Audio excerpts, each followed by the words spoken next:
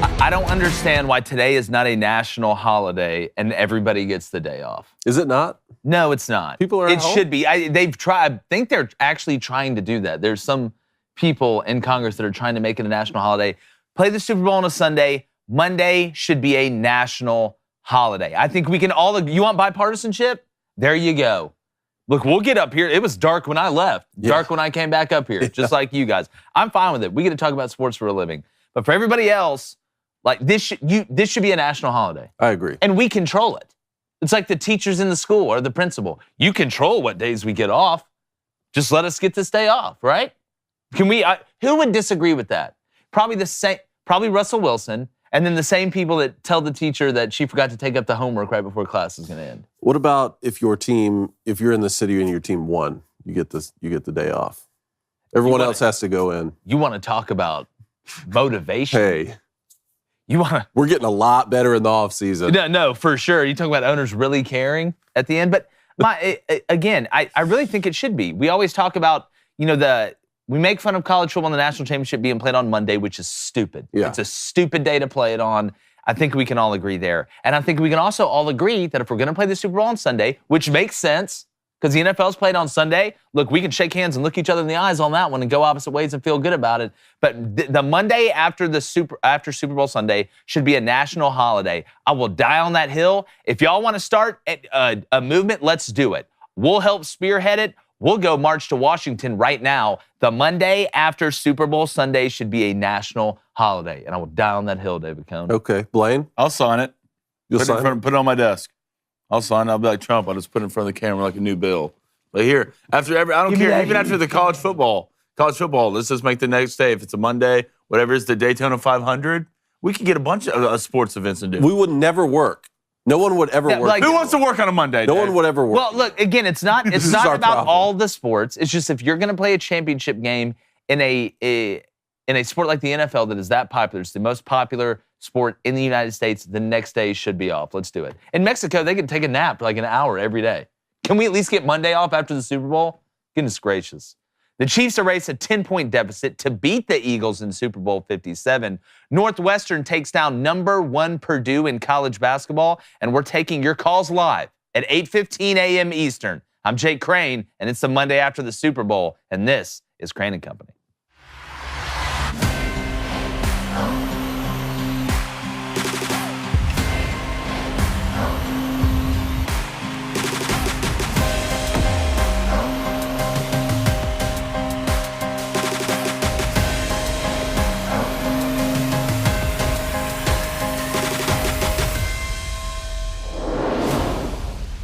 If you're an Eagles fan waking up this morning, you have to be sick.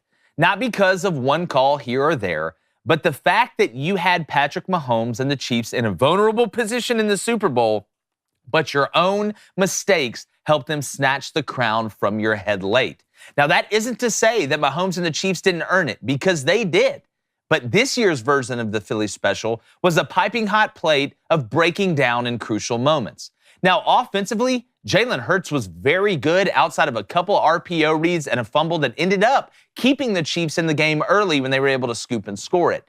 But the shocking development in my eyes was how bad the Eagles were defensively. And I'm not talking about tackling or even alignment. They just blew simple man coverages against the same looks over and over in the red zone. That vaunted Eagles pass rush was held in check all night, and on a bum ankle, Mahomes was still able to be effective running the ball. Somehow, Travis Kelce's still running wide open like the girl in the hills from The Sound of Music, and the defense looked like they were taking punches instead of delivering them outside of Chauncey Gardner-Johnson. Now, I didn't like the defensive holding call at the end, but in the grand scheme of things, it was the Eagles' mistakes and the ability of the Chiefs to capitalize on those mistakes that ultimately led to the Eagles' downfall. Congratulations to the Chiefs, but if you're a Philly fan today, the hangover isn't the only reason you feel sick this morning. I'm going to go ahead and bring in my co-host, former Michigan quarterback, undercover superhero, and father of 2, David Cohn. Then my brother. Hey.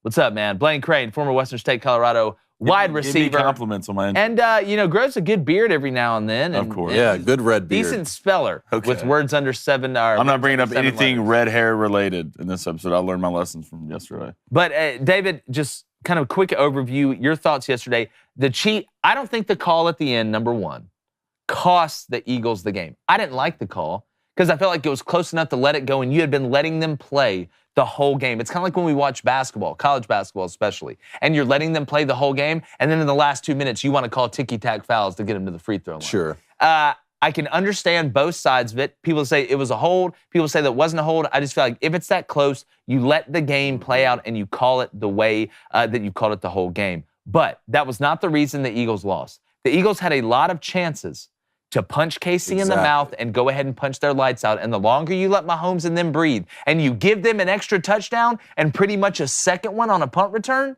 that is a formula for how you lose. And if you're a Philly fan, the Eagles lost the Super Bowl. The Union lost the MLS final, and the Phillies lost the World Series. At least the Sixers won't make it there to let you down, right? Hey, it could be worse. There's a lot of cities that would rather trade, that outcome. But yeah, that's kind of tough. 3 professional sports losing in the championship in 3 months, something like that. First city ever. Yeah, look, everyone is focused on the call at the end this morning, and I understand this is a tough situation. When you review it, it's defensive holding. Like, he held the guy. So everyone seems to be upset that don't make that call in that situation, right? Which, if that's what you're having to say is like, hey, don't call this in the fourth quarter, but you could call it in the first quarter, then you already haven't done enough as a team, I think, to win the football game. Because it wasn't, the referee's fault that there are 2 wide open receivers in the red zone. Not at all. Right? The toughest place to be wide open on the field is in the red zone. Mm-hmm. The Eagles' defense allowed Sky Moore and Kadarius Toney to be wide open in the red zone. It wasn't the referees who gave up the longest punt return in Super Bowl history, right? It wasn't the referees who allowed Patrick Mahomes to have a 25-yard scramble on a bum ankle to get into the red zone and set up for a big first down. So the bottom line is this. One of the top 3 greatest coaches in NFL history, Andy Reid, right up there with Bill Belichick, Vince Lombardi, went into halftime, made his second half adjustments with a generational quarterback who came back and led them back into the football game. And down the stretch, you saw why Patrick Mahomes is a 2-time MVP and a 2-time Super Bowl champion. Look, I hate it for the Eagles, had a 10-point lead at halftime, but at the end of the day, the Chiefs came back and won the football game. Yeah, first drive coming out of halftime, the Chiefs marched right down the field, scored that touchdown. Which was huge because we know the momentum that the Eagles had going in. And yeah, I'm with you. I'm not saying that I don't think it was defensive holding, but they had let those plays go the whole night. Like, if you watch the way Travis Kelce, when he was on the ball, was coming off the line, if you look on the other side with the Eagles and watch A.J. Brown and some of the hand fighting that was going on out there, there was a double move one time where A.J. almost got pulled down. And right here, if he had yanked back, I understand it. Now, by the rule, by the definition, is this a hold? Yes, I get that. I get that. But again, I go back to the basketball analogy. If you're going to call the game one way in the first quarter, call it the same way in the fourth quarter. Because at the end of the day, if you're calling it consistent, it's like in baseball, right? What do we say? If you're going to call that a strike, call it a strike both ways. If you're going to call that a ball, call it a ball both ways. If you're going to call it a strike in the first inning, call it a strike in the 9th inning. That's where I think it kind of gets a little iffy. Because the funny part to me is, and if you look, you had some help coming over the top. It looked like somewhat of a soft bracket or a relay there at the end. I just don't know, David, if it's blatant enough in that situation to call it. That was my thing. Because I don't think they didn't call this in the first quarter. That was my problem. So that to your point on the balls and strikes there, if you have a ball that crosses in the strike zone, in the little window that you see on TV, and it crosses in the strike zone, and everyone's upset because that was called a ball for 8 innings. Yeah, it is weird for all of a sudden on the last pitch of the ball game for it to be called a strike, but it's still in the strike zone. Yeah, it's a debate of keeping the flow of the game the same. So you always want the players to dictate the outcome, and the players did dictate the outcome in this game. That one call, the ball's on that referee to throw that flag in that situation. Number one, to me, that was one of the most shocking parts to me there, Blaine. Well, I just want consistency. That's all I want when it comes to refereeing. You saw earlier in this game, especially with the plays across the middle, that holding should have been called, and it didn't. But it didn't come down to one play, and it comes down to, if anything, the Eagles' front seven on defense. Best defense getting to the quarterback the entire year. You know how many sacks you had? You had 0. And I get it's Patrick Mahomes, but it's still Patrick Mahomes on a bum ankle. Where was Hassan Reddick in this game? Yeah. Just tearing through the playoffs. Didn't touch the quarterback once. And I know the Chiefs are good up front. They're the reason in the Super Bowl. But the elite and the depth of this Eagles front seven on defense just didn't show up in this game. Didn't make any adjustments. You go back to the Kadarius Toney touchdown with the dummy motion. It splits it right back out. The two guys separate, completely wide open. Then you see the same thing in the second half. I think you have to give a lot of credit to Andy Reid and this offense and this football team in general. I mean, you come out in the second half and completely dominate this game.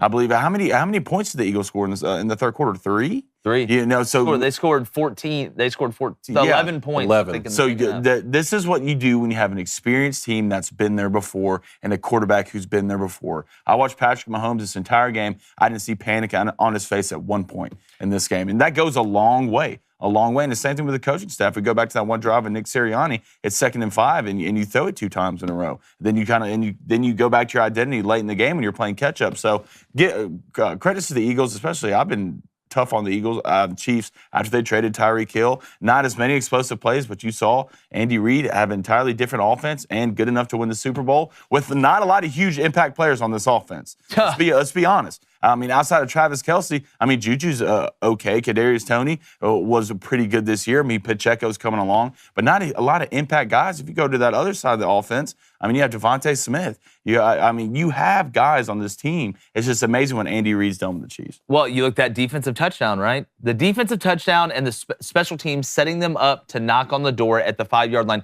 That was worth 14 points. Yep. All right, worth 14 points. The Eagles scored 35 points. Yeah. Okay. The Chiefs played, I think, decent on defense. And we're going to get to Nick Bolton, but I don't think the Chiefs played well on defense. It was the Eagles' defense against the Chiefs' offense that shocked me, kind of like Blaine was saying. But, guys, all right, it's about to be wedding season. I'm getting married in May, and we have a brand new sponsor we're really, really excited about, our friends over at Indochino. If you're planning your wedding, all right, get a suit as unique as you with Indochino. You need to go to Indochino.com, use our code BOOSTER, that's BOOSTER, and you get 10% off any purchase of $399 or more. That's Indochino.com. Use our promo code BOOSTER. Guys, you don't just want to wear any suit on your big day, and I'm going through this, and we got fitted with Indochino. We got fitted. This is a high-level product. I am telling you guys, we don't push products that we don't like or that we don't use. These guys are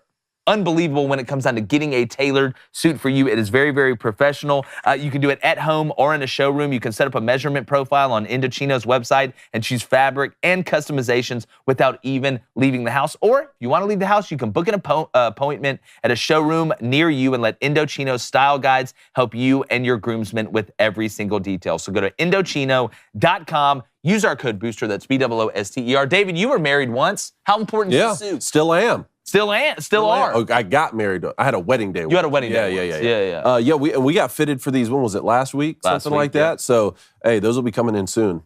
Well, the customization part's one of my favorite, Blaine. I mean, you can really get it. It's not going to be just your run-of-the-mill, hey, put it on, it's going to fit good enough. This is something that you can use on your wedding day, and then, I mean, you can use it passive. Yeah, it's a forever thing with me. I get a suit once, I'm going to wear it as many times as I can, and the suit looks great. So it's going to hook you up from top to bottom. I'm pretty excited about it. So when planning your wedding, get a suit as unique as you with Indochino. That's Indochino.com. Use code BOOSTER to get 10% off any purchase, $399 or more. Booster Club.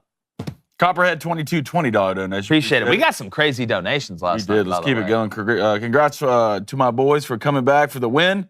Also, I agree it should have been a no call at the end. Bradbury admitted that he held, so can we stop pretending the refs wanted anyone except the Eagles to win that game? Yep. Well, look, again, I don't think the refs personally wanted either team to win that game. I thought the fumble to non-fumble call was correct. I thought that was an incomplete pass, and they're going to let fumbles go. The reason they do that is so there can be a clear recovery. Mm-hmm. So if it is a fumble, they can say, all right, well, we're not just guessing on who recovered it, or the ball just stopped and everybody stopped. Well, we knew that the Chiefs recovered it. So I thought the refs in general, I loved the way they were calling the game for the first 3 quarters and 12 minutes. It was just that call at the end. I thought, again, by rule, call it holding. Bradbury said it was holding. flow of the game. We could argue this till the cows come home. Yeah, James Bradbury at least did come out and yeah, and I want to give James Bradbury credit. He stayed and took every question from the media. You talk about a professional. You talk about somebody that owning up to their responsibility off the field. I think that shows you a lot about James Bradbury's character. We talk about great coaching, right? Again, you have to think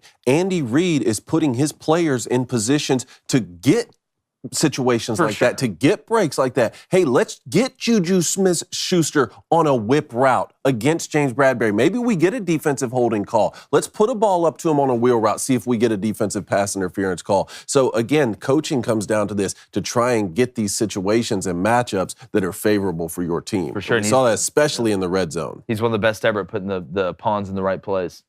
Let's go to Brad David with the $5 donation. Appreciate it, Brad. Says, will Jalen Hurts be great long-term, or is he just surrounded by better talent? Well, look, I mean, Jalen Hurts, if you look at the game he had last night, I know the fumble hurt. I mean, you can look at that, but Jalen Hurts wasn't the reason the Eagles lost last night. I mean, Jalen Hurts, I mean, let's just look at Jalen's numbers. I mean, Jalen goes 27 of 38 for over 300 yards, a touchdown, no interceptions. Rushing-wise, he was their leading rusher, 15 carries, 70 yards, and 3 touchdowns. I mean, damn, dog. What else you want me to do? How about y'all stop somebody on defense? Mm-hmm. So I'm asking a lot more questions about other parts on the Eagles' defense than I am about Jalen Hurts in the offense. Y'all dropped a 35 piece. That should be good enough to win with those guys on defense. That should be good enough to win every game you play in the NFL. Now, I do realize that the Eagles gave up 31 points on defense, not 38, but that's still, that's way more than, in my opinion, they should have given up to a Chiefs team that doesn't have the weapons that, they've had with Tyreek Hill and guys like that. Patrick Mahomes is Weapon X. I get that, but it's up front is what shocked me. Mm-hmm. The Chiefs outrushed the Eagles and didn't give up a sack. To be honest with you, the Chiefs' offensive line pitched a perfect game. Now, you can credit some of that to that quick passing game, that modified run game that the Chiefs have, because it keeps you off balance. You start worrying more about batting down balls as opposed to rushing the passer. I think they did a good job of balancing run to pass because Pacheco and them were getting enough in the run game that the Eagles had to take them serious, so they couldn't just say, all right, we're going to try and take the pass away and make the Chiefs beat us on the ground. So we talked about balance. I talked about complementary football. Well, last night, the team that had the most balance, in my opinion, was the Chiefs when it came down to it up front. Just look at the numbers. Like I said, you outrushed them. You didn't give up a sack. I mean, look on the defensive side. You had a fumble, scoop, and score for a touchdown. You got 2 Jalen Hurts a little bit, and you didn't get just eaten alive the whole game by the run game. The Eagles were able to run the ball, but it wasn't like they were ripping off huge chunks left and right. I mean, they had 115 rushing yards on 32 carries. Mm-hmm. That's, I believe, just under 4 yards a carry, which, I mean, with the way the Eagles have been dominating on the ground, you probably would have taken that. Man, I agree with you completely on Jalen Hurts. Now, the Hurts naysayers will say he fumbled for a scoop and score, a touchdown for the Chiefs, and didn't even get hit. He just dropped the ball. Now, I understand that, and it was a huge moment, and look, it ended up costing the Eagles. But other than that, he made plays all game, not only with his legs, had a hat trick with rushing touchdowns, right? But throwing the football, he was dropping dimes all night. Several of Patrick Mahomes' touchdown passes were to wide open guys because Andy Reid and Eric Bieniemy just out-schemed the Eagles, especially in the red zone. Jalen Hurts' passes, I mean, Dallas Goedert had guys draped all over him. Jalen Hurts is completing the touchdown pass to A.J. Brown. That was an incredible throw in the first half to be able to put the Eagles on top. Jalen Hurts played a great football game, and I think that I've been thinking about Dak Prescott a lot when I think about Jalen Hurts, right? Because these guys were coming out. It's like, hey, who could have the better career? And we've sort of said Dak Prescott can lead the Cowboys to the playoffs but can't win the Super Bowl. I think Jalen Hurts proved he's the type of quarterback that can win a Super Bowl. Here's what's crazy, though, about the Chiefs winning last night. This was the year to get the Chiefs. Yep. This was the year to get the Chiefs. That's the scariest part of it. And some people talked about, should Andy Reid retire on top? He's 64 years old. I mean, the hardest thing to do in this league is to get a generational quarterback. You have one who's 27 years old. Andy Reid's not going anywhere. And all of these guys, you're starting running backs a 6th round, 7th round rookie pick. Yeah. Like, these guys are only going to get better. That's what's scary to me. But I still think Philadelphia is going to be in the mix, and Jalen Hurts is going to be the quarterback. Yeah, I'd much rather have Jalen Hurts. I don't think you'll see Philly as good as what you saw them this year. Never. I really don't. I wouldn't say never again. Well, but never in this Sirianni. You lose Jason Kelsey. You lose Lane Johnson. Those 2 pieces up front are irreplaceable. Lane Johnson's one of the best tackles we've seen in the last 10 years. Jason Kelce might be the best center we've ever seen play the game. And with that type of offense, especially where you rely on the offensive line that much, I don't think everything else are young. Devontae Smith, young. A.J. Brown, young. Most are Dallas Goedert, young. But them up front, Fletcher Cox, probably done. So there's some key pieces that aren't going to be coming back for an offense that really needs those key pieces. So I'll be interested to see that. Let's go to Chris E. with the $5 donation. Appreciate it, Chris. Says, thanks for telling me about the octopus. I bet it and talked it up at the party last night. Oh, and everyone cheered me for when it did it. Wow. It was glorious. We joked around about the octopus bet. If you didn't know what the octopus bet is, that somebody who scored a touchdown and the 2-point conversion, consecutively, and Jalen Hurts did that last night. Which, by the way, I do want to say, production crew was amazing last night. We did the live stream on the Super Bowl. Want to thank them again. It was incredible. The response was incredible. I don't see a way in which we don't live stream, big sporting events from here on out. That was the whole hell of a lot of fun. And you got to meet Reed on set, too. That was cool. Yeah, but let's go to Thomas Briscoe Jr., $5 donation. TBJ. Says, I was sweating bullets last night. Do you have to eat a spicy gummy bear?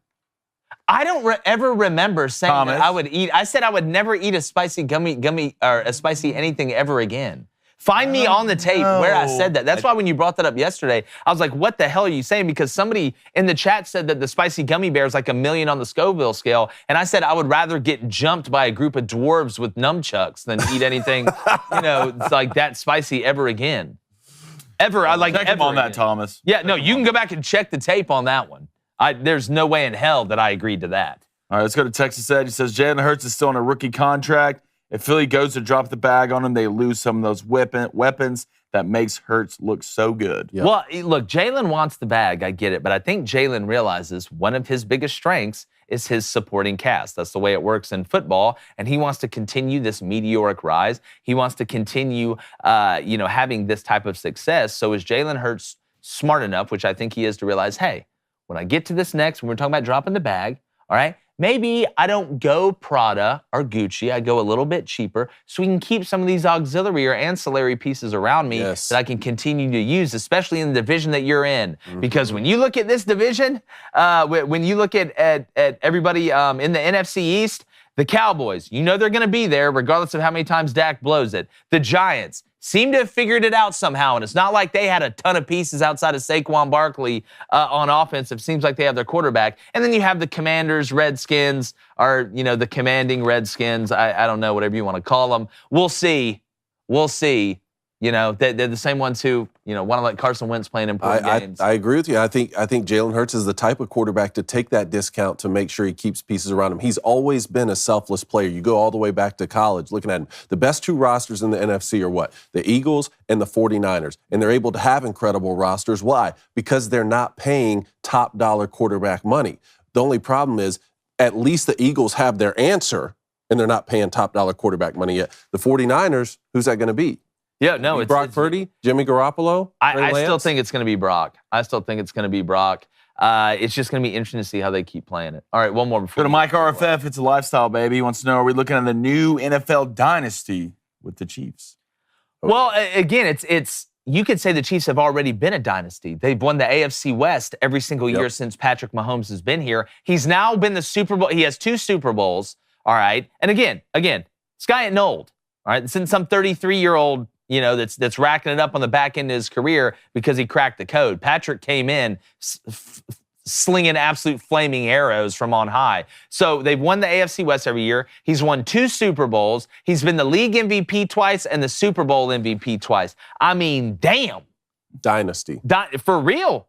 I mean, and I made the comparison that if the Chiefs didn't win this one, and they kept winning the division without winning the Super Bowl, they would turn into the 90s Braves, right? Win the division every year, win the NL East every year, feel like you have a good enough roster to win it, but only win it 1 year, making the playoffs for all those years in a row, the 12, 13, whatever years it was in a row. But now, we're talking about, because the Chiefs have stayed ahead of everyone, right? We talk about defenses catching up. Andy Reid and Eric Bieniemy just keep staying ahead of everybody, whether it's the simulated run game, the modified run game, what they do in the red zone, being alternative with formations and variations, and they're not afraid to take chances. How do you stay ahead? You take chances. The Chiefs set the market on offense. That's the difference. it's like everybody, it's all a copycat league, right? Everybody steals from everybody. But it seems like at the top of the pyramid, the Chiefs are the one that set the market on what offenses are doing. Think about this. The Eagles signed Vic Fangio for 2 weeks. For 2 weeks to get ready for this Chiefs team. Why? Because he's done nothing but play the Chiefs twice every year for what seems like 375 years, and you still couldn't stop him. You hired a mercenary. You brought in John Wick to storm in the house and kill everybody in the living room, but you kicked the door open, got kidnapped, and now you can't find your goldfish. I mean, what do we consider a dynasty? Like, what's the mark you hit to be considered? To me, I think it's championships, right? It's championships, and I think it takes at least 4 years to become a dynasty. I think you have to win at least 2 championships in that 4-year span. If the Chiefs win it again next year and they win number 3, we got to call it a dynasty. We got to call it. I think you already have to. And I think it's different for college football rather than pro football. I still think, like, let's say that early 2000s Miami team was still a dynasty. But guys are recycled more often, right? And there's more teams. Yeah, and there's a lot more teams and stuff. But, I mean, Patrick Mahomes has been to the AFC Championship every year he started.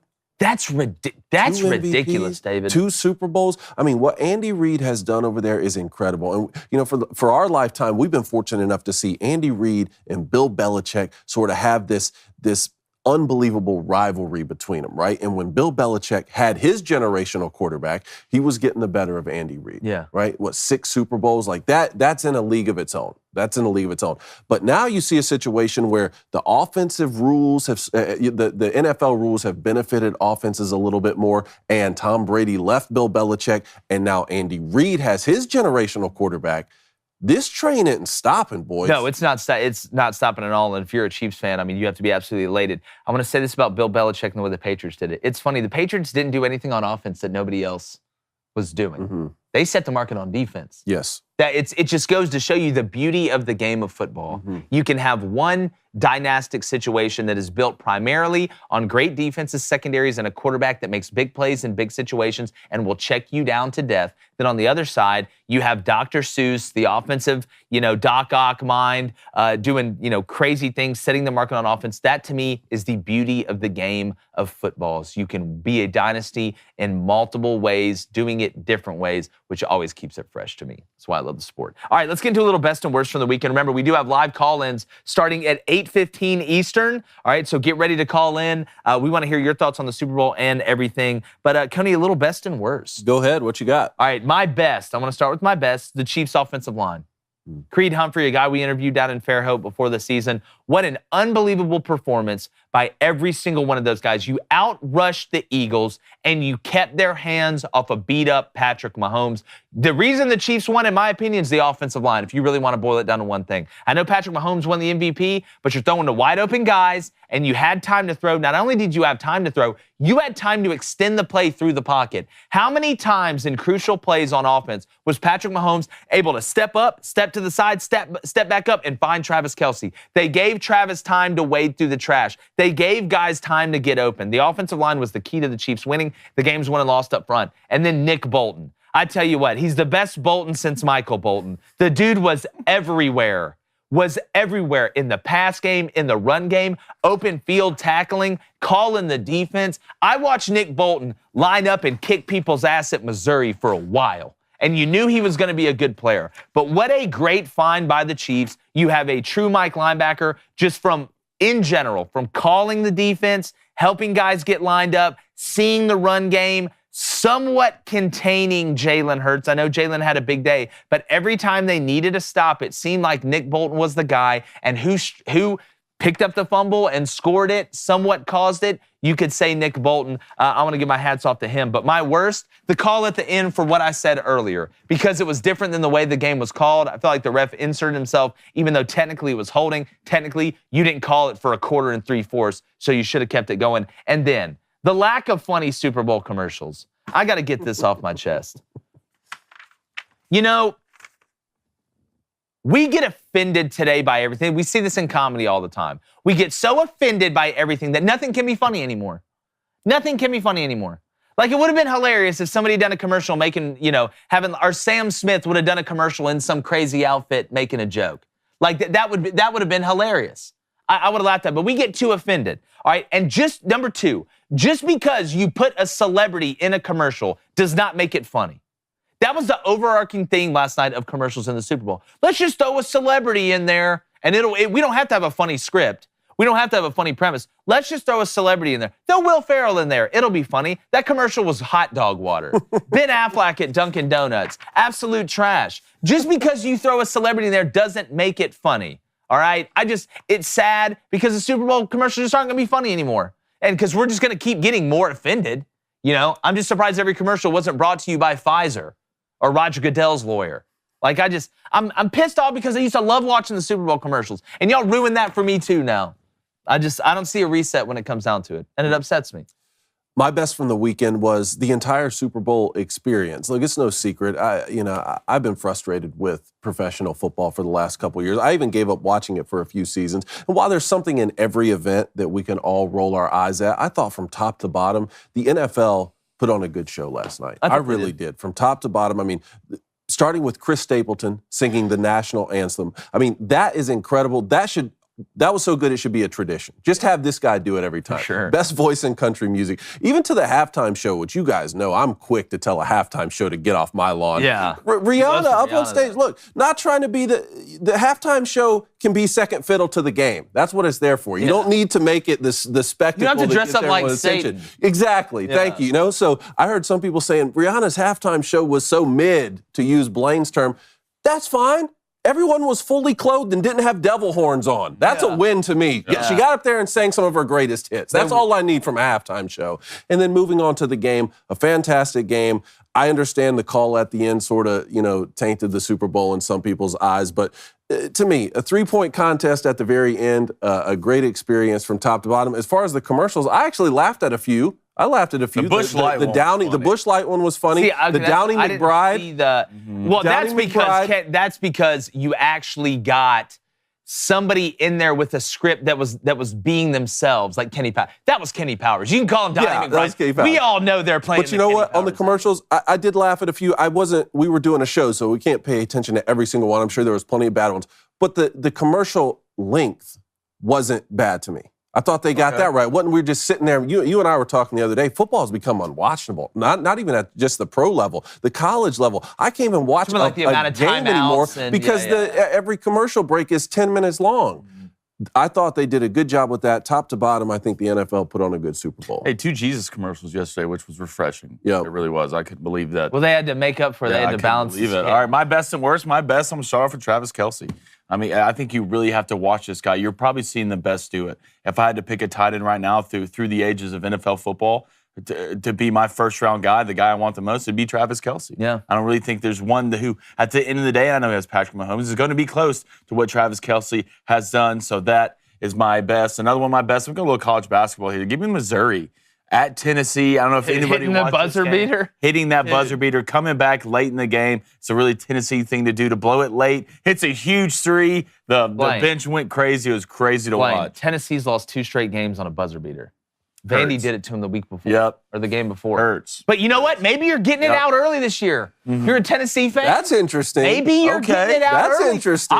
If I'm a Tennessee basketball fan, I'm not super pissed. All right, because typically, you're blowing it in February. Typically, you do it in March. Maybe you can figure it out. My worst, this one's easy. Someone bring me a barf bag, is Jackson Mahomes. All right, he's really good at 1, making things about himself. And 2, this is why bullying's necessary when you grow up. Please roll the clip.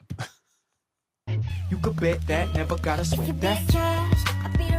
Oh my, he can't even dance. Like look, I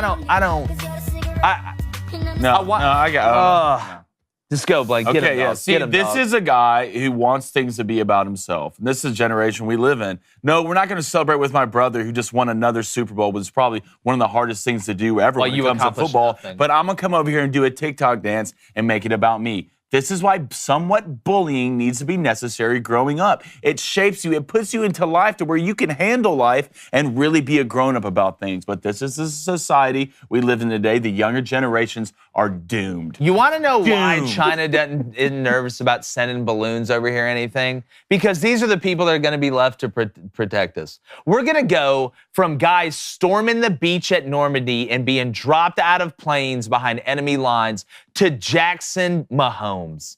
That's how quick it can fall. I'm starting to figure out how Rome fell so quick.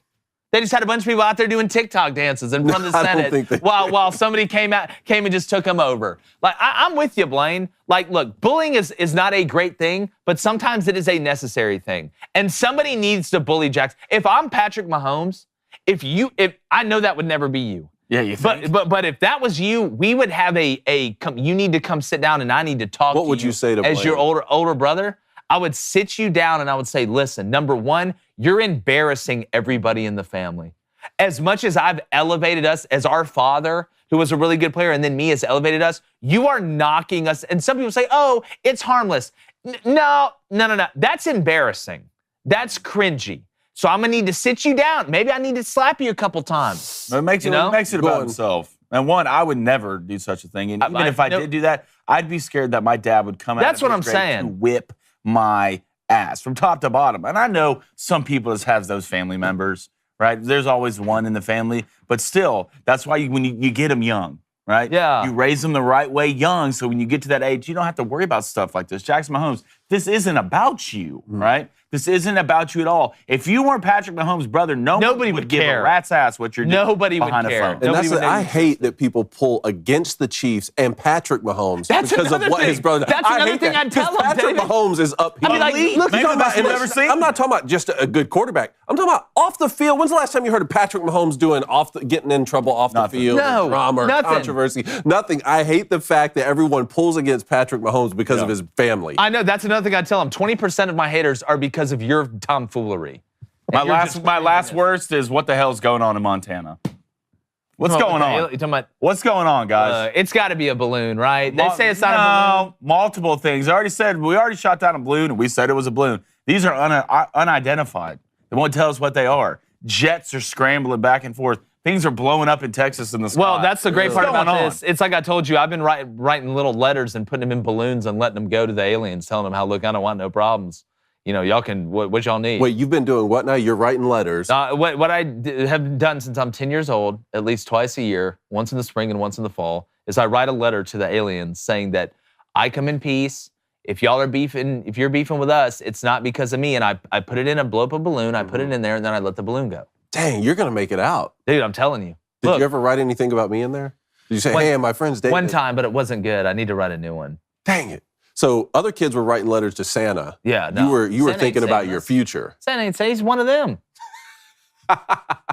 He's one of them. We all know that. And we all know that Patrick Mahomes has a rifle, and I have a rifle too. It's Black Rifle at home, and it's the best coffee out there. You need to go to blackriflecoffee.com. Use our promo code BOOSTER, that's BOOSTER, at checkout for 10% off your purchase and your first coffee club order. That's blackriflecoffee.com. Use our promo code BOOSTER. Black Rifle Coffee is roasted by a veteran-led team of brilliant coffee graders here in the United States, and their goal is to give everyone the energy they need to go on epic adventures. Their founder, Evan Hafer, has actually scoured the planet for the perfect beans, and he found them, ensuring that they pass the most stringent standards of excellence. And you can sign up for that coffee club subscription I was talking about and have Black Rifle Coffee delivered straight to your door on a schedule. Not to mention, they're doing great work for our nation's veterans. Last year alone, Black Rifle Coffee donated over 120,000 bags of coffee to veterans and first responders while expanding their own team of active duty service members, veterans, and veteran family members. Go to blackriflecoffee.com. Use our promo code BOOSTER at checkout for 10% off your purchase and your first coffee club order. That's blackriflecoffee.com. Black Rifle Coffee, America's coffee. You got Gunship, you got Power Llama. I want to try, what is it, Beware the Delaware? That's the new one that's coming out. I'm going to try that one. They said it turns you into George Washington for I had the headless, for a week? For a week. I had the headless horseman yesterday. What do I turn into? Ichabod Crane? Just wait till after the show and I'll show you. Ichabod Crane, then we could all be cranes. That's exactly right. There we go. Come together. Gunship. This is what we need right here for the UFOs. They'll believe it. Gunship. They'll believe it. We're going to need more than that. Yeah, that's a good start. Yeah. Let's take on with that stuff from Independence Day. They got guns that are ships. I was going to say two other things here real quick. But for my worst, I was just going to say the field of play. It was sort of weird that everyone was slipping around the field of play. It was bad. And we've seen this. I remember, and it seems like this always happens in Arizona. I remember when Auburn in 2010 played the national championship game against Oregon, and they couldn't stay up. Was that in the same on the stadium? field? It was in Arizona. It was in Scottsdale, I believe. Something about grass in Arizona. I don't know what it is, but I'm a turf guy anyway. So. And then the last one I wanted to get to is my boy Chad Henne officially retired after the victory last Good for him, man. Chad Henne retired. He said, we got to get him on. I'm calling it a career. He said he's coming on. Good. He said he's coming on. He said, I'm calling it a career with a Bud Light in hand. That is the best way to do it. And you know what? Guess what? He went out, 98-yard drive, baby. Last drive he was in, 98-yard touchdown drive. Chad passed the Henne. It's over, baby. There you go. Booster. All right, let's go to Ryan Gay with a $2 donation. He says, almost stuck to the leaked script last night, 37-34 versus 38-30. See, I was more, you can get close to the score. I was more about what the script said quarter by quarter, because it had the Chiefs up 10-0 after the first. That's the one I would have looked at to be like, okay, it's officially on script. But no, look, it was a good game. In general, it was a lot better game than it was in the college football national championship for sure when we covered it, even though it was a lot easier to bet the college football one. Because Georgia was just, Cody, oh my God! Yeah, Cody W. says, Blaine, what's the most mid-alien movie? Give me some time, and I will answer that. The most mid-alien movie? I'm going to go... I want to get this right. People are not going to like this, okay? People are not going to like this. The one that everybody loves, Starship, or not Starship, Troopers, what is it? The one, it came... No. Did you say Spaceballs? It's a great movie. That's a great movie, PJ. Don't ever... I'm going to find the name of it. I'm going to find the name of it. But I know I didn't like it as much as everybody else did. I think I was like 12 years old, and it showed like a girl's chest, and that's why all my friends liked it, because they just saw it in the movie. Starship Troopers? No. That's it? Starship Troopers? Starship Troopers, I believe, is the name of it. I thought that was mid. Starship Troopers, 1997 American science fiction action movie. That's it. I thought it was mid. Let's go to J-Mac Volunteer. He says, football players just need to wear baseball spikes. Won't be slipping for sure. Don't need to do that. Don't need to do that. It'll start looking a lot like Sparta did back when Leonidas was there. It will not be good end of the day. So Rod Highs wants to know, so Jake, is the people from Independence Day who celebrate when the aliens come to kill us all? No. I'm not going. First off, I'm not going on the top of a roof of any. You heard me talk before. No, look, just because I send you letters and balloons, I'm going to see how y'all do first. I'm not going to be the first one coming up holding the rose, hey, let's hope, and then get zapped like Mars Attacks. No, I'm going to feel out how it's going, and then you're going to see me. Yeah. Okay, that's just the way it works. We'll fill it out from a cave somewhere. Yeah, I'm going to see how y'all react to us, then I'm going to make my decision. So you're not going to be first, No. but you're not going to be third. No, that's exactly right. Yeah. I'm trying to honey hole You're this. going to be right in there. Right in there. Like that Goldilocks porridge I always talk about, right? I read that book to Adam this weekend. Really? Yeah, Goldilocks and the Three Bears. How did it end? She ran away. They just let her get away. They let her get away. She ran away. Wow. Oh, and Classic even at the end, Classic B&E. even at the end, classic B&E, just to make sure, everyone knew Goldilocks was all right. It said she jumped out the window on a nice, soft pile of leaves. Yeah. And ran away. And then she was sniped as she ran away. That must be the sequel. Yeah, it's the sequel. Goldilocks. That's how Tarantino ended it. Goldilocks locked up. Bacon Eater wants everybody knows, please note that 7 starters from both teams came from the University of Oklahoma. Wow. Yeah, well, they need him back, especially on defense. Tim D2 says, now that football is over, can we use a little time on the show to talk about UFC? Yeah. Next couple cards are bangers. Yep. I felt Volt got robbed in his last fight. Yeah, you did mention I that thought he won yesterday. that fight. No, get ready. We're going to sprinkle in the UFC. This is where rapid fire comes in. This is where it's fantastic. Because think about where we're going. All right, football season never ends. We're always going to be covering. You look at free agency, you look at recruiting, transfer portal in the spring football. But we got March Madness coming up, baby. The reason for the season, my favorite postseason sporting event. NHL playoffs are right around the corner. NBA playoffs, when they actually attempt to play defense and play basketball in general, is right around the corner. And when you look, college baseball starting, college softball starting. We're just getting started. What a time to be alive. What a time. And of course, we're going to be covering these fights more. But as far as football season being over, did y'all not see the USFL commercials? Yeah. Yeah, Football season's just beginning. Like, all right? If it's on, I'm watching it. Hey, spring games right around the corner, A-Day. There's all never sorts of ends. stuff going on. No, it never ends. Never Football ends. season. By the way, we are taking calls right now. Don't even have to look at the number. 1-855-236-3228. They put it up there, but we both know I had it memorized. Go ahead and call in 1-855-236-3228. Talking about anything you want. College basketball. Alabama with a big win at Auburn over the weekend. Nate Oates coming in now. I think he has a winning record against Bruce Pearl.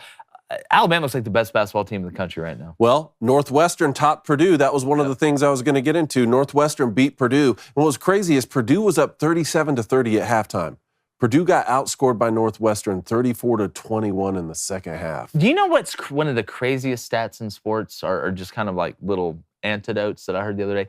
Northwestern's only made the NCAA basketball tournament one time in program history.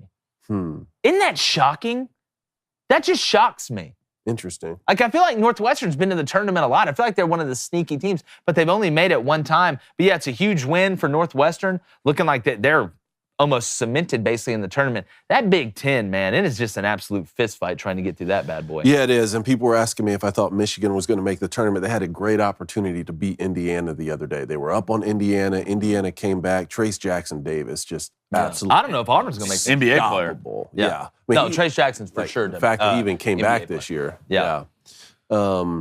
One more thing here. Did you guys hear Greg Sankey came out and was talking about the SEC divisions a little bit, talking about they've explored every option possible in terms of abandoning the division model and still trying to keep those rivalries. And he did say something you've been saying. It's a travesty that more teams aren't playing home and homes against each other. For instance, Georgia hasn't been to College Station, things like that. So they are actively working on a model that will probably move to a single division.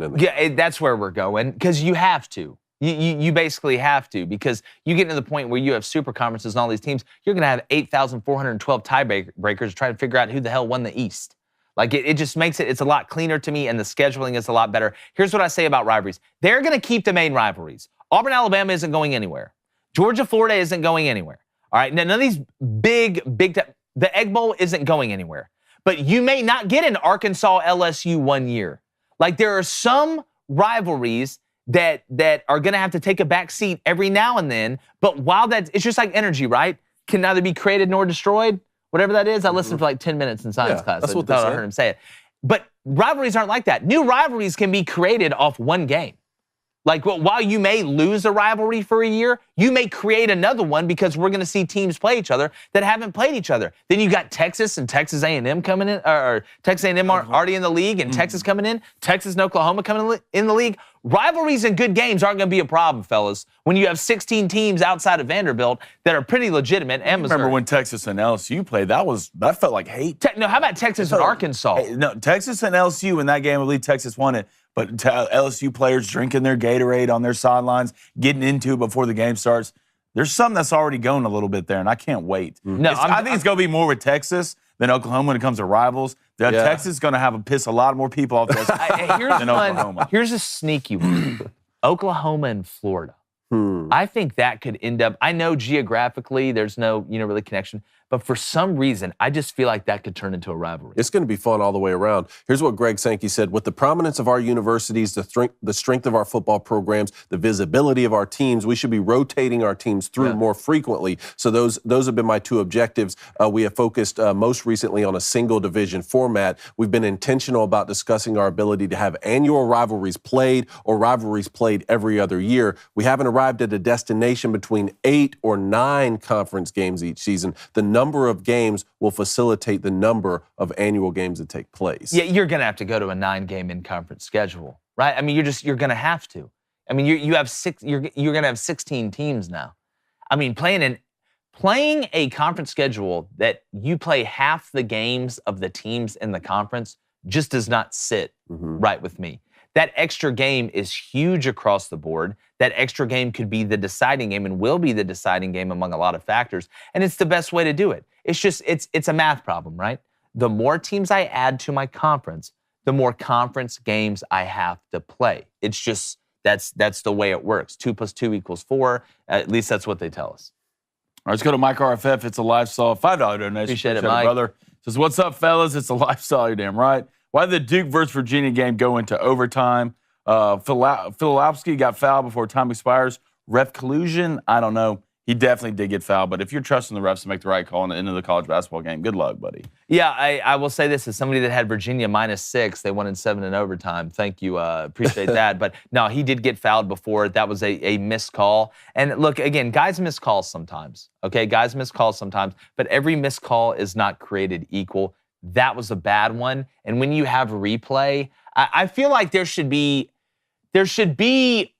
replay should be used a little bit more in college basketball when it comes down to fouls and things like that. Not where you're stopping the game every 30 seconds because that basketball up and down is one of the reasons it makes it fun. But God, there are so many calls that you could get an expedited review on the replay and be like, hey man, yeah, like that was a foul. Well, last 2 minutes, right? They do that in college basketball because I know they do it in the NBA, but last well, 2 you minutes, can go back and the refs but can there's go back only and look. certain things that you can review, just like in other sports. I've never understood that only certain things we can review in the last 2 minutes. Why can't we just review stuff? Mm-hmm.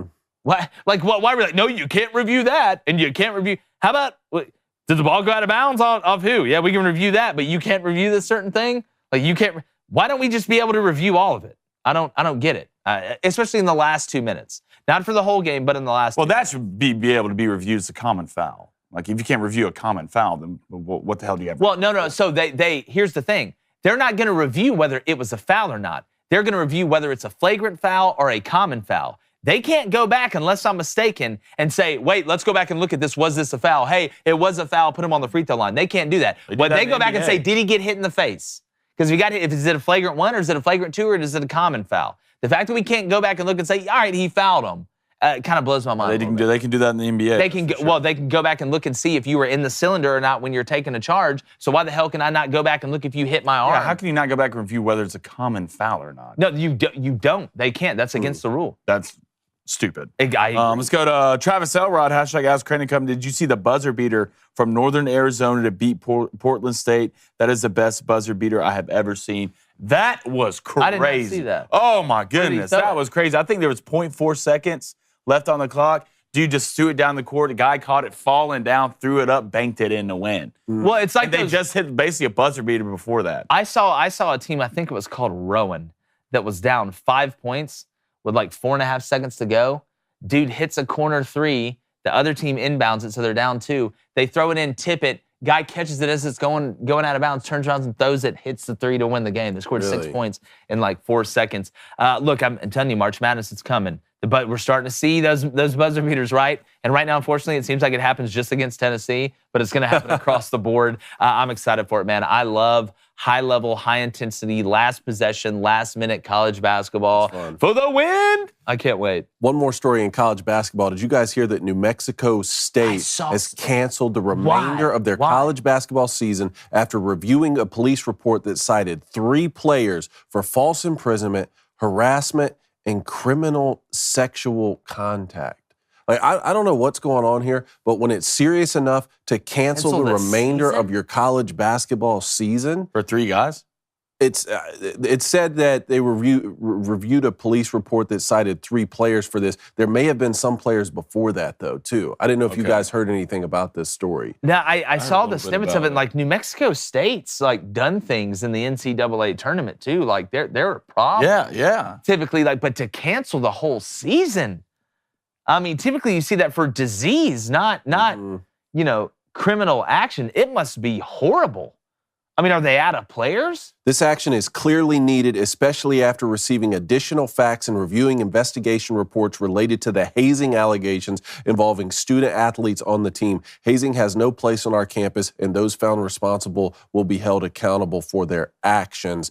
The victim told police he had no choice but to let this happen because it's a 3-on-1 type situation. Oh, they hazed a player, a male player. What did y'all do? The victim said other incidents had been occurring since last July or August, and that inappropriate physical and sexual touching by his teammates had been occurring in the locker room and on road trips. That's not hazing. What? No, that's a crime. From what this sounds like, that's not hazing. Yeah, you committed a crime. Yeah, that's criminal activity. Dude, what is going on? Okay, so now I understand what. Yeah, now, okay, that makes a lot more sense now. Yeah. I thought this was something like, hey, like hazing, and we know there's been a big push against hazing, whether that's in Greek life and in sports. But I mean, goodness gracious, what the hell are y'all doing? The campus police report obtained by multiple outlets redacted the names of the players involved. The report detailed the victim telling investigators that on February 6th, 3 members of his own team held the victim down, removed his clothing, exposing parts of him, and began to slap him. He also went on to state that this is awful. Yeah. This That's is jail awful. time. New Mexico State, Straight to jail. Won't resume the season. Yeah, straight to jail. As they shouldn't. All right, let's go to J-Mac Volunteer. He wants to know, what's a harder championship to win? Football because there are more players involved, or baseball because it's too hard to hit a 90 miles per hour fastball, or basketball because shooting is a hit or miss thing? It's football 100%. Because in basketball, I can go win a game with one player. I can go get LeBron James and beat your team. In baseball, I can go get Jacob deGrom and beat your team. In football, one player cannot win the game. And basically, 11. You can get away with 10 guys if the 11th guy in a huge, important, spot. But typically, you have to have 11 people doing the right thing consistently to be, and timing and things like that. It's football to me. 'Cause there's a reason you practice so much and don't play a ton of games, because there's that much that's going on to be able to prepare for it. And it's that physically taxing. Not that basketball is easy. Not baseball is easy to coach. That's not easy. But when it comes down to it, football, to me, is the hardest to win a championship at a high level, because the organization, the amount of personnel, so much goes into it. Football requires so many different types of athletes, which is one of the things that makes it so cool to me. You have someone who's 6'7", 340 pounds, and he has to block for a guy who's 5'9", 185 pounds. Both of those guys are incredible athletes at their position, and they both need each other in a symbiotic relationship in order to score touchdowns and win games. I like that point. I also like the point we take calls, and that just happens to be right now, if you're ready to go, Dave. You want to take some calls? Let's take some calls. Let's do it. All right, let's start with our boy Wyatt. Wyatt's calling in from Texas. Let's set the tone on a Monday. Wyatt, what do you have for us? Hey, y'all. How you doing? Wyatt, what's up, buddy? Man. I just got a quick question about the old Pac-12 out west for you. The rumors going around right now is that they are looking to replace, at least get back to 12 teams. They're looking to replace USC and UCLA with SMU, as in Southern Methodist, and San Diego State. Is that a good move? And also, who would you put in there if you were the Pac-12? No, Wyatt, it's a great question. I've seen the same thing that you're talking about. The SMU one surprises me a little bit, because SMU isn't the biggest fan base, but they are in Dallas. There's somewhat of a market there. It gets you some sort of imprint in Texas. San Diego State makes all the sense in the world, right? You're kind of losing that market, the LA market. I know San Diego isn't LA, but you're trying to withhold some of that. Looking at Fresno State was another team that I found interesting. Boise State was another team that I found interesting. And as crazy as it sounds, if I'm the Pac-12, and I know the market's not huge, but I'm making a call to North Dakota State. Y'all want to hop in this party? Interesting. Y'all want to come party with Cardi and Arari?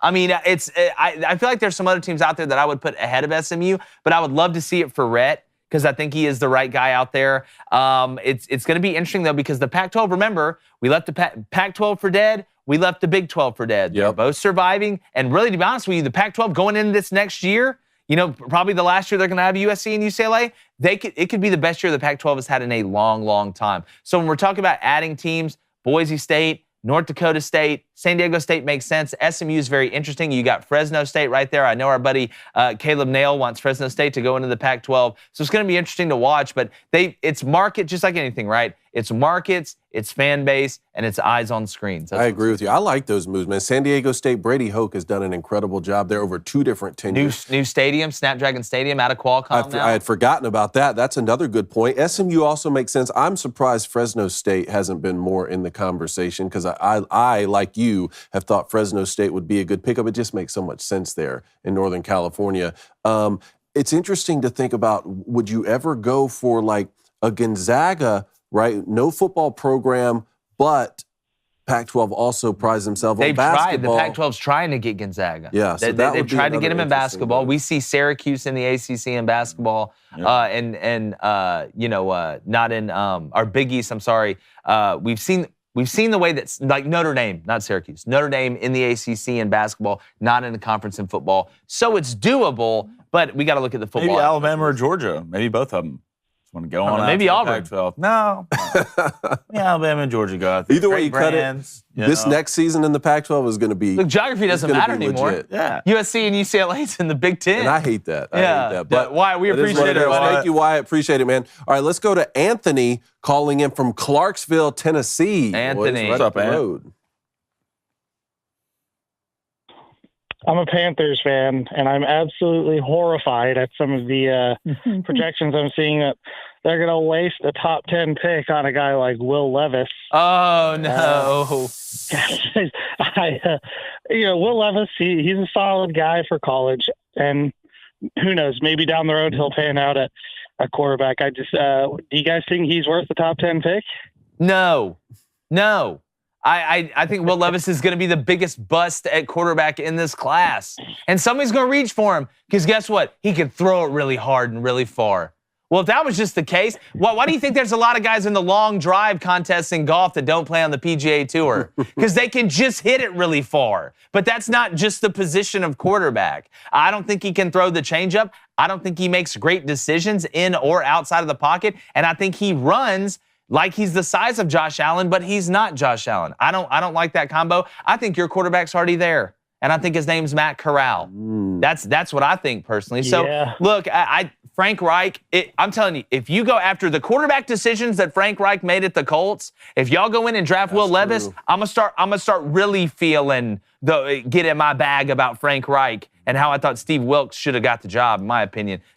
Maybe it's a screen though. Everybody's gonna use Will Levis as like hey, we're going to go up. Just wait till his pro We're going to go up and You're get big on Will. Wait till his pro day. It's going to be like salivating. It's going to be like watching a like Zach Wilson from last year rolling out, throwing across his body. I can't. A pro day proves nothing. Nothing. Let me throw without pads First on. of all, go ahead, Anthony. I think Corral, he's I guess a little bit of a wild card because he is, I guess, smaller and everything. But just at Ole Miss, he was just a gamer. He could, in big moments, he doesn't shy away, and he'll stuff the ball in the small holes when he's asked to, and he's not scared to. And so I agree. I think I need to roll with Corral. But I was also going to ask you guys. I'm a big Braves fan, and I'm waiting for Acuna to put together a good, full, complete season. Me too. And be that guy that, he's had a couple of good seasons, but he's had some injuries and some slumps kind of mingled in there. But what do you guys think? How's Ronnie going to do this year? Look, I think he's always going to be good. My question is he worth this superstar status money that the Braves are paying him? Right. Or could you possibly move him down the road to get some big time pieces? Because I'm going to be honest with you, I'll take Michael Harris over him. I'll take Austin Riley over him. Like right now, if you want to be on, I'll take Acuna over Albies. But some of the young talent the Braves have, like I'm big Michael Harris. Yeah. Like I think Michael Harris is going to be twice the player that Acuna. Look, Acuna can hit the ball. When he connects, it's crazy. All right, it's crazy. He's a dangerous leadoff hitter. He is a really, really good player. But I think the Braves, when I'm looking at the Braves going forward, I think Acuna may be a big trade piece down the road. I'm not just head over heels in love with the guy. Yeah.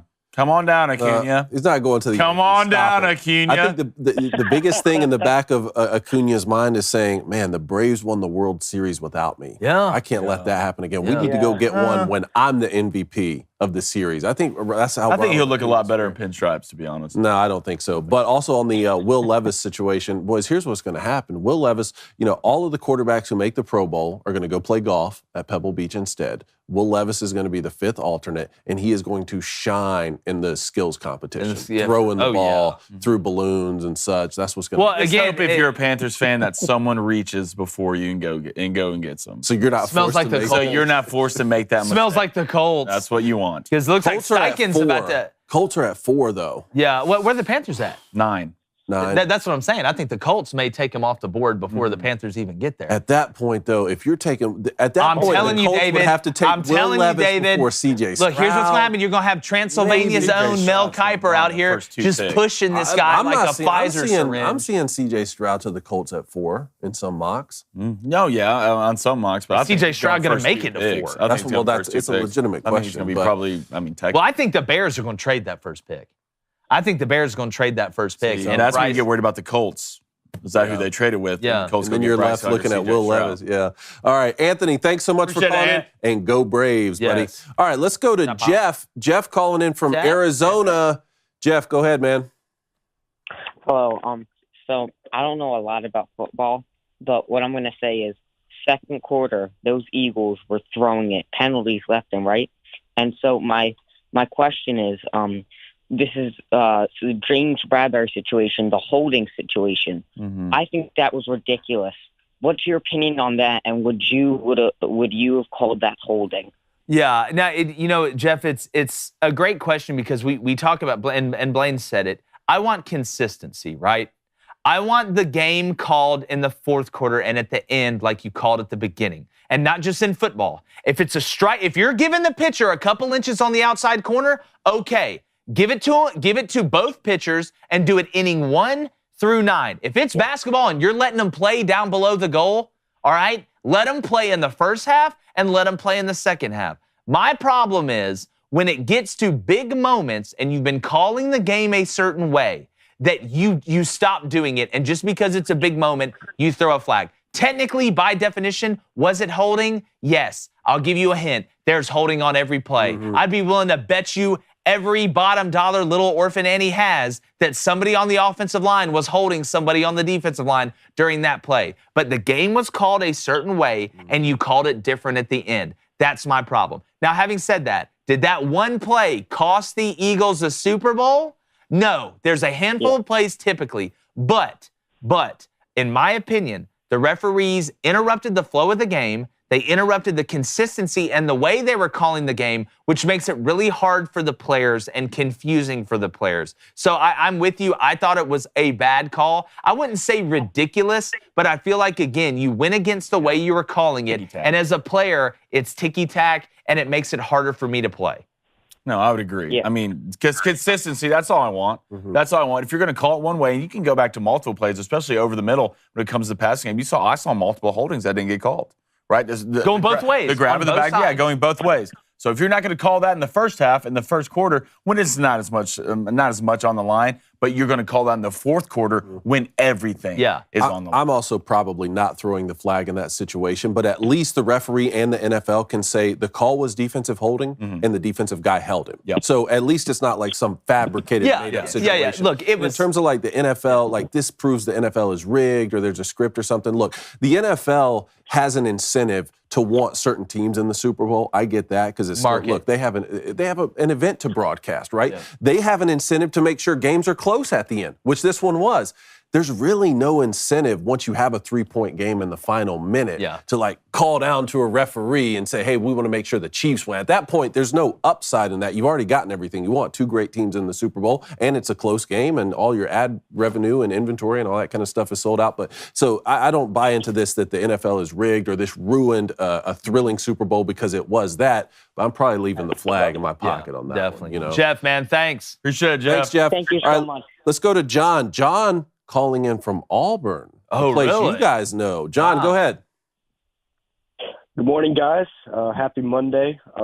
Just wanted to ask how you guys did in betting yesterday.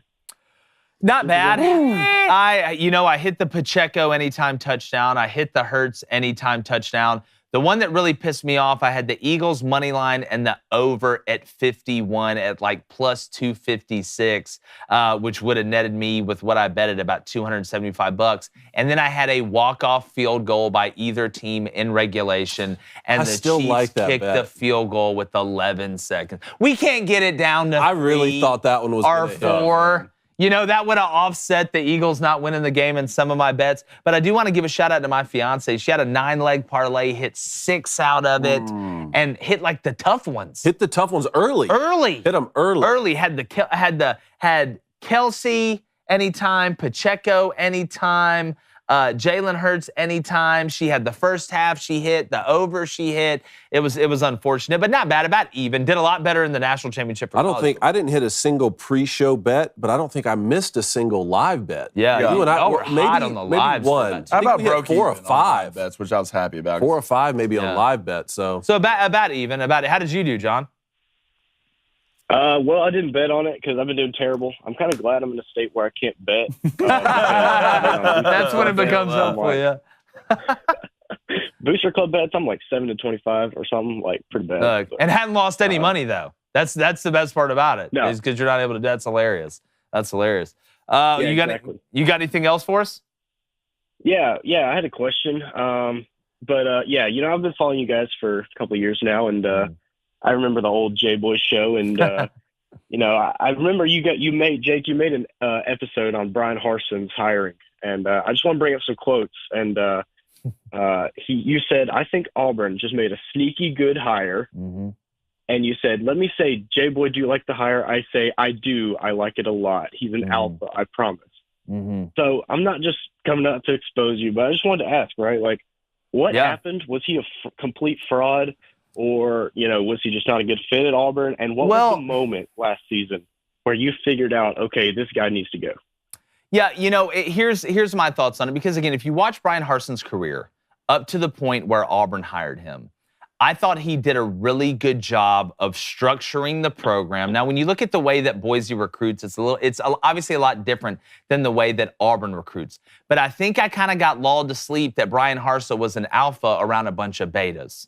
I hadn't seen him as a head coach in the environment around other alphas. And you really don't know, but just the persona, right? And having talked to him. And look at how organized Boise was. And then you go back and kind of look at how good Boise's been, with Chris Peterson and really through this whole stretch.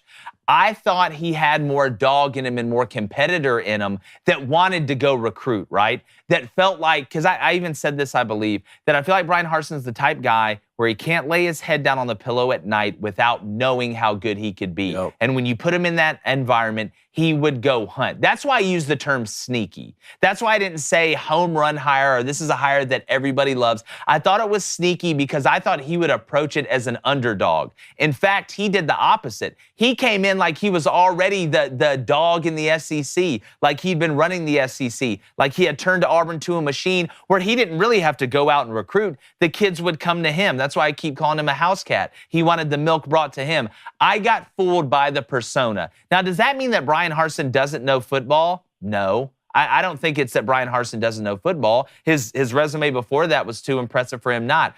I think he held himself to a standard or thought he had already arrived and didn't want to go do the work. And you see the difference between a guy that just wants to lift weights and talk about accountability and the guy that wants to do the work. So look, it's you're wrong about some stuff, you're right about some, but until you see a guy in this environment in the SEC, because it's so different, it's different than being an offensive coordinator, it's different than being the head coach at Boise State. I thought he would come in and be pissed off for greatness. Nah, he was just pissed off to go lift weights. That's such a good explanation of the situation because you and I met Brian Harsin at least 2 times. You may have met him more than I have. I met him 2 different times. When I shook hands with Brian Harsin, I said, this guy's the real deal. For sure. This guy is an alpha. This guy is no nonsense. I think that he can maybe try and go toe-to-toe with some of these coaches in the SEC.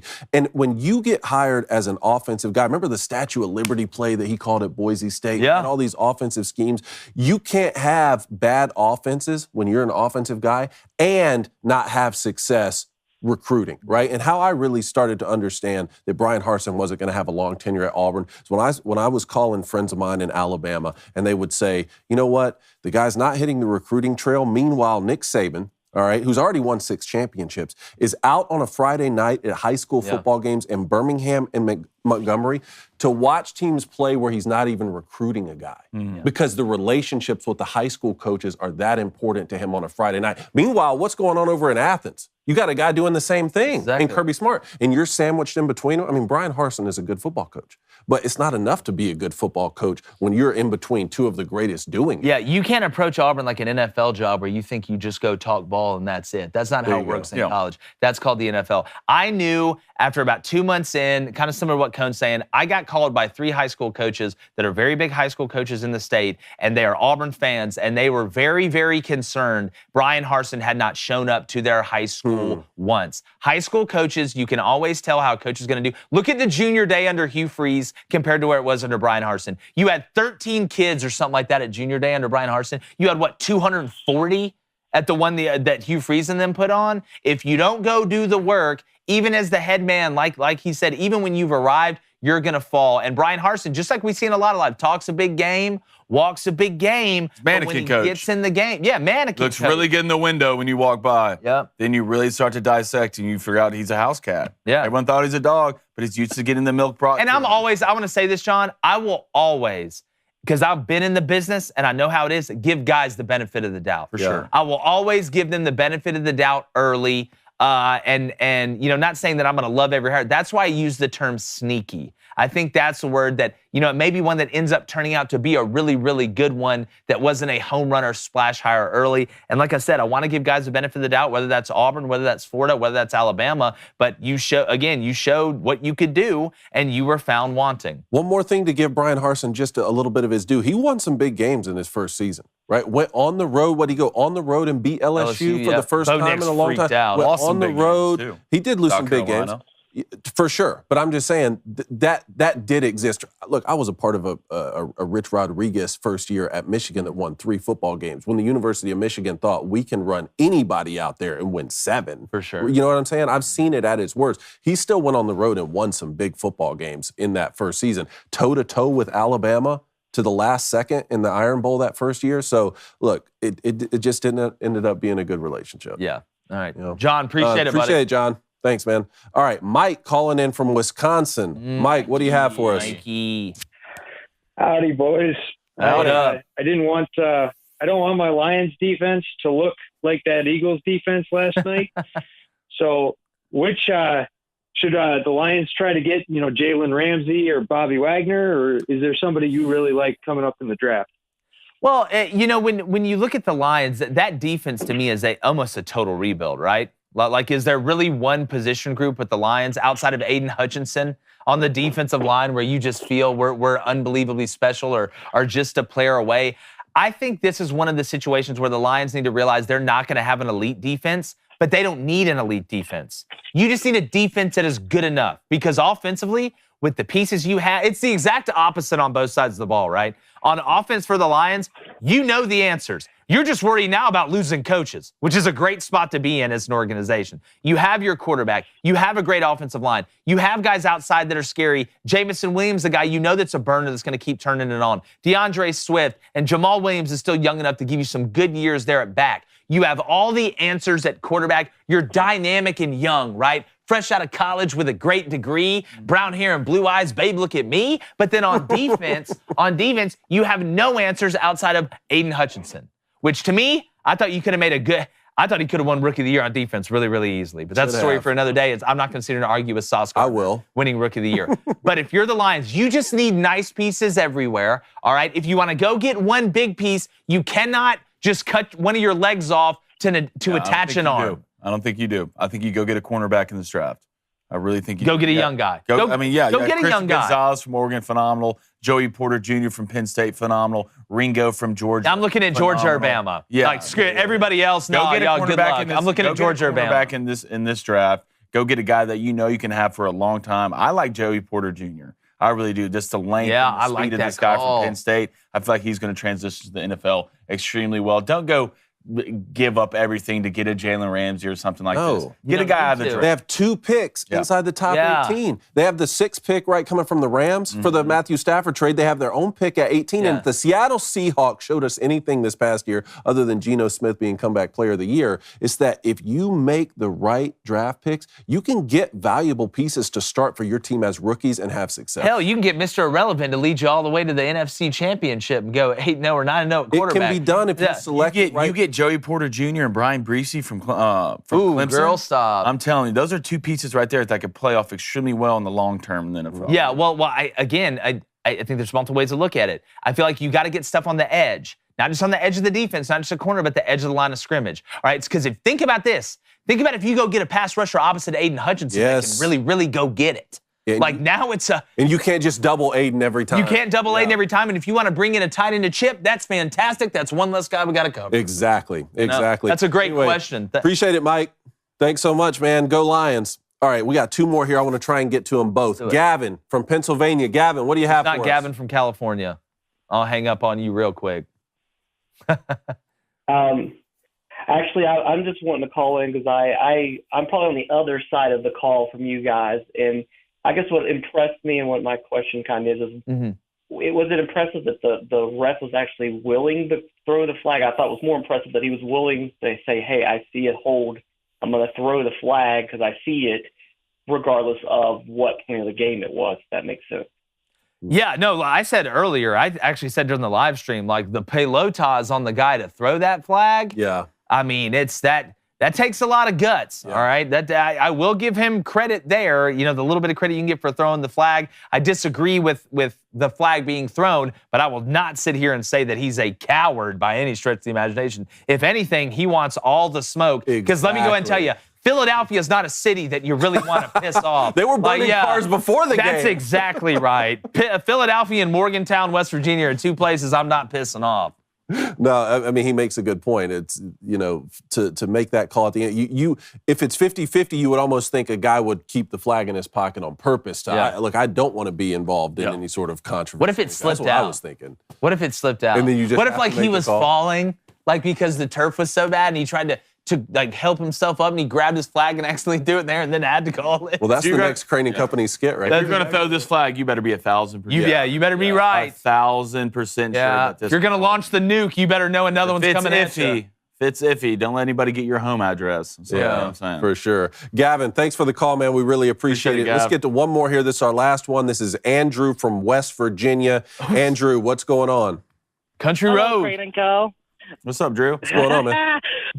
Huge fan of the show, by the way. So my first question is for, is the NFL really rigged? Because a lot of people are saying that last call, the holding call, was pretty controversial.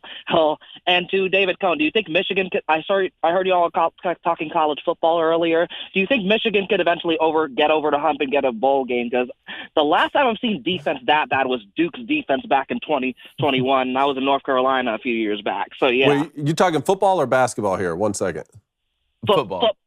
Duke football. This was back when this was David Cutcliffe's final season. David Cutcliffe, friend of the show. Yeah. Yes, I'm going to answer yes in the affirmative. Michigan can get over the hump, but I need to see it first before I put any DraftKings sprinkle on it. Yeah, look, it's Michigan, the way they're recruiting, and now that, they've been there, so they understand the standard is not getting there anymore. Yes. The standard is knocking the door over. Yep. And I think they've really elevated their profile. When it comes to the NFL being rigged, there's too much going on. Like, I can't say on one hand that football is the hardest sport to coach because there's so much going on and there's so many moving parts, and then on the same hand say that the NFL is rigged. I feel like it's basically impossible to rig because there's so many moving parts. If the NFL game was rigged, it's rigged to make the game close, not to make a team win. Yes, I agree with that. That's because, again, what is the one way where the NFL always wins? Rating. If the game is close, More people watching. So that is, the NFL cares about the NFL. The NFL doesn't just care about Baltimore. They don't just care about Kansas City. They want that game to be close.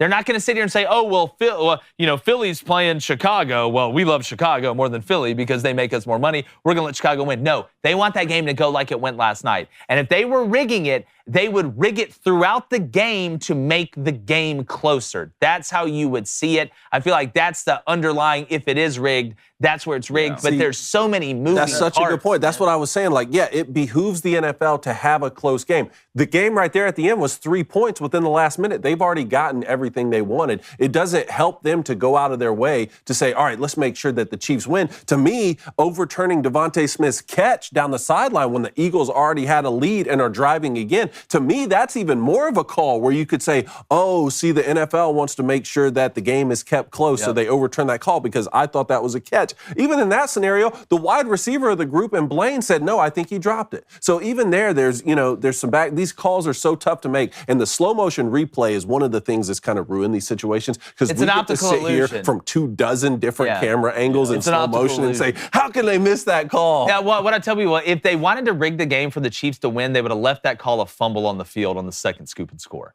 Like it's stuff like that. It's a great question, but if the NFL's rigged, it's rigged for close games, in my opinion. Yep, no doubt. All right, thanks for your call, Andrew. We appreciate it, Andrew. Have fun out there in West Virginia, my friend. Great call-ins. Yeah, great call-ins today. We always have great calls. I'm going to go over to the Board of Education. Let's see what we got today. DraftKings, use that promo code BOOSTER. Here's what I got tonight. Want to give a shout-out to EB and Michael yesterday. $300 donation.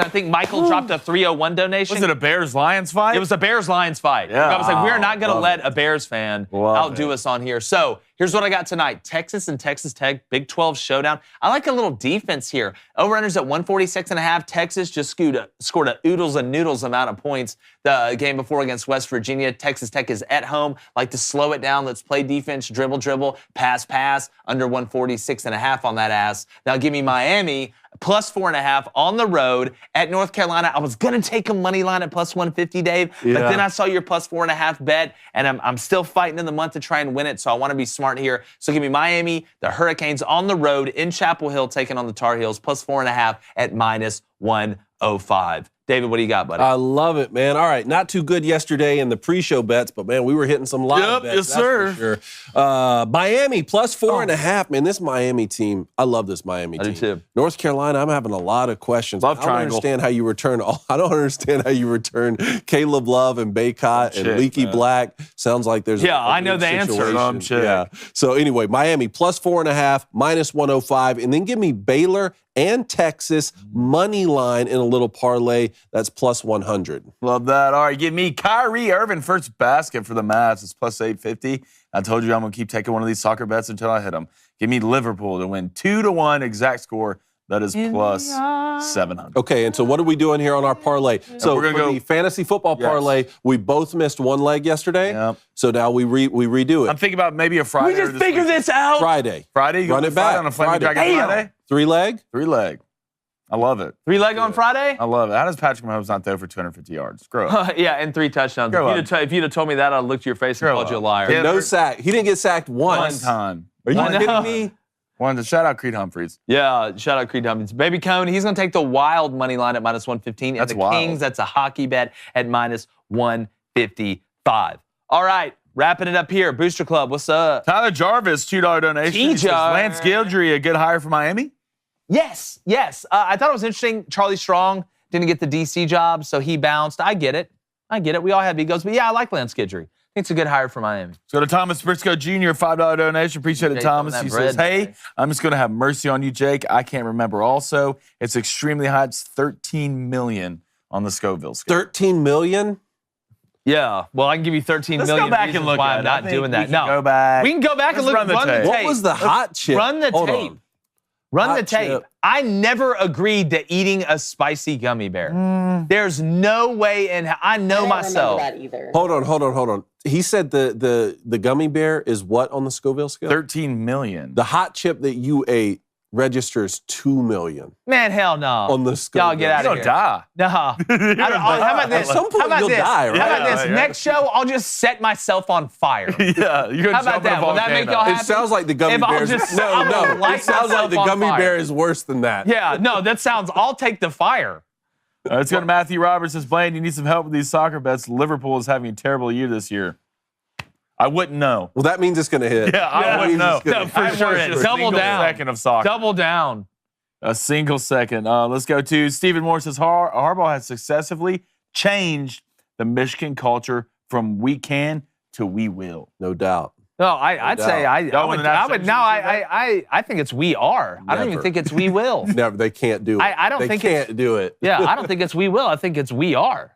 I There you mean, go. you are. You're in the middle of it right now. Yeah. All right, let's go to Zach Wilson. Hope you're Riding doing with the fear? Zach. Riding with the fear. Looking forward to baseball. Yeah. Everyone come up for Reds opening day. Lots of fun. Don't come see the Reds win. Yeah, no, I was about to say, listen, love your brother, appreciate you being in the chat, but if there's a place I'm not going for opening day, it's going to watch the Reds play. Yeah. Unless Pete Rose is getting inducted to the Hall of Fame. He's not. Let's go to Texas Ed. Underrated sports event of the weekend. Having the Waste Management Phoenix Open on Super Bowl weekend. Great weekend to be in Arizona. I got to go to one of these. I want to be on the 17th hole. They're double shot chicks. Who They're ended up double shot winning? cutting beers at 8:30 in the morning. At one point, like it got weird. Who ended up winning? Justin Thomas Was it win? John Rahm? Did Rami win? I know Patrick Reed didn't, even though he probably tried to throw the ball. Kevin, you looking that up? Yeah. Scheffler won. Scotty Chef. Yeah. So fun to watch. Back to number play, one. man. Because at one point, Scheffler and Shoffley were 1 and 2. I know. Scheffler just looks like he's either going to win the Waste Management Open or try and sell me car insurance. Both. Yeah, he probably does both. I said Texas said one more time. What about UNLV to the Pac-12? If there's a city that would That's bring guys to okay, the conference, okay. It's Vegas. This is one I can't understand. Why not? The Vegas market. But then again, how many people care about UNLV in Las Vegas? There's dozens of us. How many people really care? Yeah, it's right? like, I mean, obviously, SMU is going to give you a better football Why isn't there a program. Las Vegas Gonzaga is going to University? give you a better basketball program. Las Vegas is a cooler market. Should we start Las Vegas University? LVU? They'd get behind that.